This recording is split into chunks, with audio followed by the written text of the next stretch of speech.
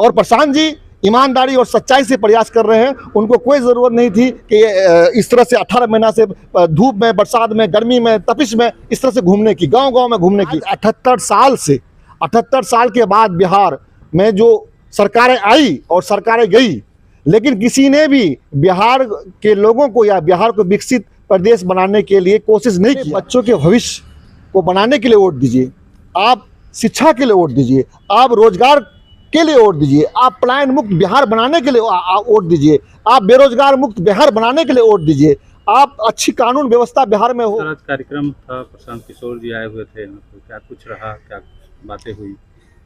देखिए, आज़ादी के बाद जो हमारे स्वतंत्रता सेनानियों ने जिस मकसद के लिए हमारे देश को आज़ाद कराया, हमारे राष्ट्रपिता महात्मा गांधी जी का सपना था कि जन स्वराज स्थापित हो हमारे देश में और हमारे देश के राज्यों में।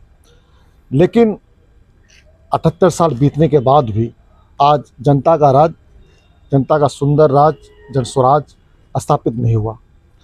इसी परिकल्पना को लेकर के जो बिहार आज हमारा पलायन का हब बना हुआ है, मजदूरों का फैक्ट्री बना हुआ है। बिहार की सबसे बड़ी समस्या बाढ़, नदी कटाव, बेरोजगारी, अशिक्षा, इन सब मुद्दों को लेकर के प्रशांत किशोर जी बिहार में एक विकल्प बनाने के लिए जन स्वराज अभियान के तहत आज 18 महीना से पैदल पदयात्रा कर रहे हैं। इसी कड़ी में आज सीमांचल कटिहार की धरती पर एक जनसंवाद के लिए पूर्णिया में आए थे। फिर उनका कार्यक्रम आज बरारी में रहा हुआ। फिर आज शाम में कार्यक्रम आज नगर निगम के भवन टाउन हॉल में कटिहार में हुआ। और यहाँ से लोगों को जो जन स्वराज का अभियान का मकसद है और जो जन स्वराज बिहार में करना चाहती है, जो स्थापित करना चाहती है, उसी के लिए उन्होंने यहाँ के लोगों को जागरूक किया। जिस तरीके से अल्पसंख्यक समुदाय पे उनका फोकस है, कहीं ना कहीं ये आरोप उनको लग रहा है कि भाजपा की भी टीम है। देखिए, अल्पसंख्यक समुदाय पर सिर्फ फोकस नहीं है, ये जाति, धर्म, परिवारवाद की राजनीति को दरकिनार करके ये अब लोगों से आग्रह कर रहे हैं कि आप अपने बच्चों के भविष्य को बनाने के लिए वोट दीजिए, आप शिक्षा के लिए वोट दीजिए, आप रोजगार के लिए वोट दीजिए, आप पलायन मुक्त बिहार बनाने के लिए वोट दीजिए, आप बेरोजगार मुक्त बिहार बनाने के लिए वोट दीजिए, आप अच्छी कानून व्यवस्था बिहार में हो इसके लिए वोट दीजिए, महिलाओं पे अत्याचार ना हो इसके लिए वोट दीजिए, और हमारा बिहार विकसित बिहार जो शीर्ष टॉप 10 राज्यों में इनकी गिनती हो इसके लिए वोट दीजिए। और जहां तक सवाल इनका माइनॉरिटी पर फोकस करने का है, मेरा कहना है कि इनका एक मिशन है जन स्वराज अभियान का, हमारे प्रशांत जी का, कि जिसकी जितनी आबादी उनको मिलेगी उनकी भागीदारी, और चाहे उनकी सरकार में हो चाहे उनके पार्टी संगठन में हो, वो उनको लेके चल रहे हैं। किसी विशेष व्यक्ति की या विशेष समुदाय की यहाँ बात बिल्कुल जन स्वराज नहीं कर रही है। जाति और धर्म की बात आप कह रहे हैं कि जनसुराज नहीं करती है। प्रशांत किशोर जी अपने सभी कार्यक्रमों में कहते हैं कि हम जाति और धर्म को लेकर के नहीं चल रहे हैं। बिल्कुल। लेकिन बिहार की राजनीति की धुरी जो है, मुख्य धुरी जो है, वो यहाँ पे जाति और धर्म है।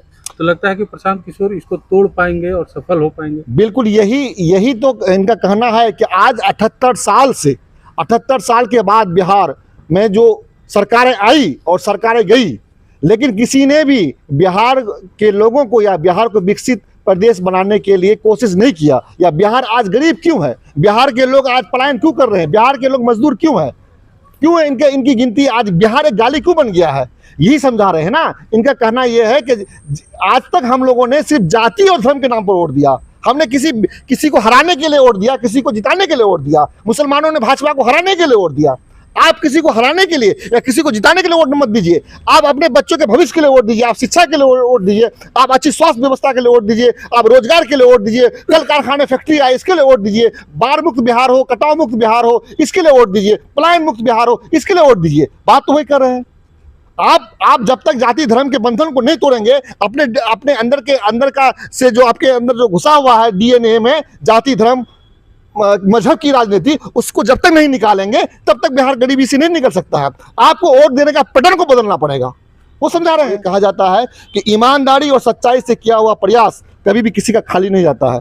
और प्रशांत जी ईमानदारी और सच्चाई से प्रयास कर रहे हैं। उनको कोई ज़रूरत नहीं थी कि इस तरह से 18 महीना से धूप में, बरसात में, गर्मी में, तपिश में इस तरह से घूमने की, गांव-गांव में घूमने की। आज गांधी जी के बाद, आज जेपी के बाद, आज लोहिया के बाद ये एक पहला व्यक्ति है कि ये इस तरह से प्रयास कर रहे हैं बिहार को विकसित बनाने के लिए, एक खुशहाल बिहार बनाने के लिए, बिहार से पलायन को हटाने के लिए, एक बिहार को टॉप 10 राज्यों में लाने के लिए। तो इसकी जो कोशिश है कि हम ये अच्छा विकसित बिहार को बनाएं, तो इसके लिए ये इनका कहना है कि मैं किसी से भी गठबंधन नहीं करूंगा, मैं 243 सीटों पर लड़ूंगा और इसका हमारे लोगों के वोट का पैटर्न होगा, शिक्षा के लिए और स्वास्थ्य के लिए, रोजगार के लिए वोट देने का पैटर्न होगा, जाति धर्म का कोई बात नहीं होगा।